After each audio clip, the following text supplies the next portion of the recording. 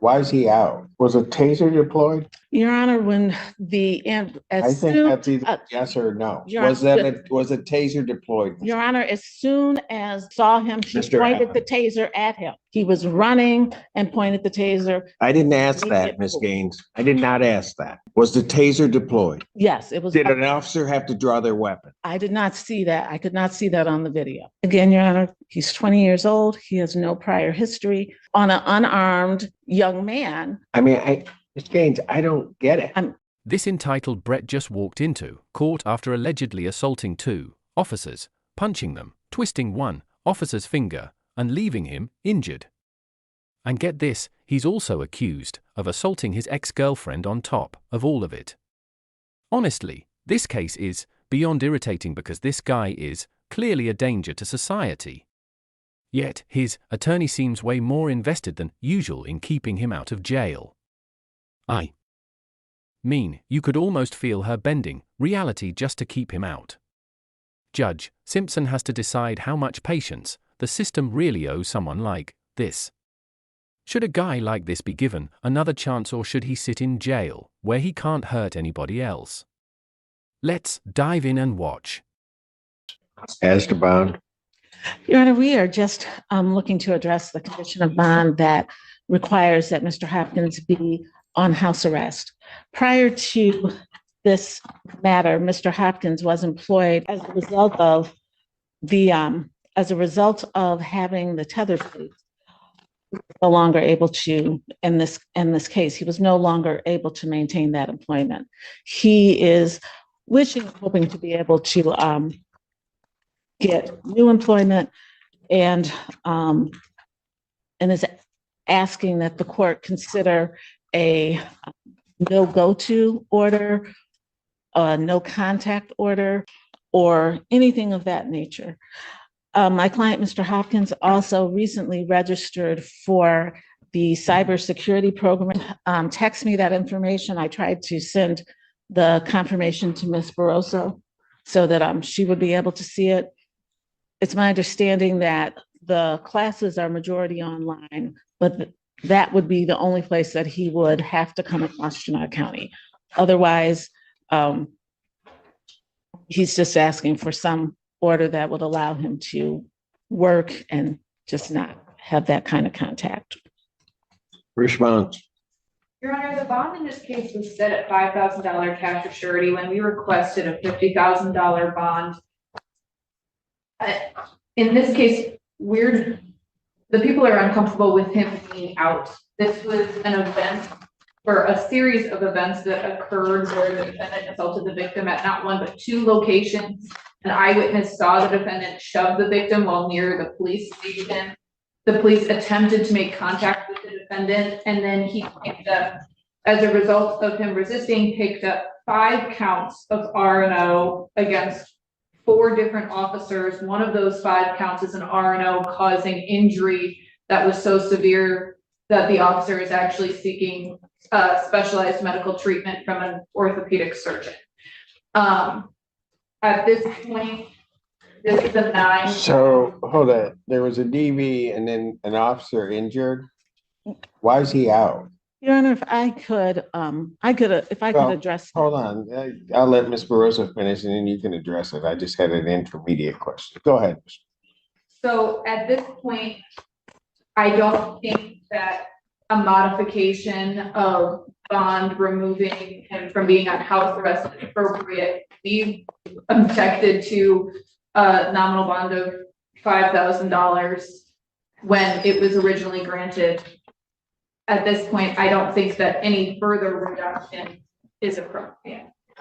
A couple of things. First of all, Mr. Hopkins is here with his father. He is 20 years old. He has no prior criminal history. In reviewing the police report and the video, even the report references that the altercation, that the incidents that resulted in this charge, that there were. In which charge? I'll start with the domestic violence. That with those charges, that there was a more complicated situation I believe the officer said, the report says something to the effect of, and this would also go to the property, that there had been physical altercations between the two of them, fighting between the two of them, and breaking of objects between the two of them. So I believe that there's more to this than said. The allegations of the domestic violence are the one of the shoving, and also I believe of Mr. Hopkins taking his own computer back from the complainant. That's the second allegation of the domestic violence. And the resisting and obstructing is, the allegations are that Mr. Hopkins, not that Mr. Hopkins turned around and slammed someone or punched them or anything, that he pulled away. The allegation is the officer fell and that caused the injury. And then that officer fell, yes, as he pulled away. And then subsequently, 4 officers who were, some of whom just pulled up on the scene in the video, all ran after him. And that's where the resisting and obstructing comes. And he did, in fact, eventually stop. It was not, it's not as if he were in a vehicle and went miles or hours away. He did stop running, and he did, once they complied, once that occurred, there were no further incidents. So. Your Honor, I'm sorry, that is not the characterization of the R&O. The allegations include him punching 2 officers in the face, breaking free of their grasp, causing them to fall to the ground, twisting and seriously injuring an officer's finger. And then it went on for such a period of time that an officer had to point and deploy a taser. And that another officer had to point their pistol at a defendant. So at the defendant. So at this point, I don't think it was him passively. Your Honor, I had an opportunity to view the video. You watched the same video, right? Because I just don't know how this defense attorney is saying all of this with a straight face. I mean, according to her, the guy just punched an officer, ran off, and then politely complied afterwards. Meanwhile, the state says he punched 2 officers, twisted one's finger so badly enough to cause an injury, and then had a gun pulled in the middle of all of it. I mean, that's just not a small difference at all. I mean, that's day and night. But at worst, I mean, she's just flat out lying to Judge Simpson here. I mean, I really can't tell which one it is. I mean, I do get she's just doing her job here, but come on. I mean, these aren't even close to believable things. And let's be real, prosecutors don't just get up there and invent stories out of thin air. I mean, it was on the police report, so I just don't understand how she could say all of this with a straight face, really. I mean, this guy is obviously a walking threat, and pretending otherwise it's just reckless. I don't think the jury is going to buy any of this, and neither is Judge Simpson. We'll have to see when the jury clips come out, but whose side are you on so far? Because this defense attorney is honestly just driving me crazy. Well, you had an opportunity to view the video. Yes. Let me ask you this. Was a taser deployed? Your Honor, when I think that's either yes or no. Was a taser deployed? Your Honor, as soon as the officer saw him, she pointed the taser at him.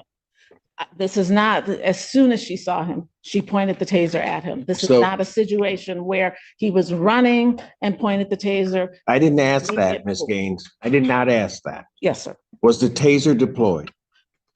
Yes, it was. Did an officer have to draw their weapon? I did not see that. I could not see that on the video. Ms. Burroughs, are you indicating an officer had to draw their weapon? That is what was indicated to me in the file, Your Honor. Yes. And then there's an officer that's injured. Again, we'll ask the question. I don't know why this individual's out. Again, Your Honor, he's 20 years old. He has no prior history. and he has no reason to come back to Washtenaw County other than for school in this case. It's my understanding, I have not heard any information that he has had any contact with the complainant, has violated any orders. He is just asking to be able to go to work and to be able to get a job and go to work. Your Honor, would you want to hear from Mr. Hopkins' father, who's present? I don't know what he could tell me at this point in time. I'm more worried about the bond as it originally is set. Does he have prior convictions for anything? No, Your Honor. That the original domestic was about. I mean, I'm trying to figure out, because I'll just tell you, I have some serious concerns that this escalated to a point that officers are having to deploy a taser, pull their weapon. And there are clearly enough officers around to, in my opinion, have subdued this individual without having to do all of that. So something else is going on.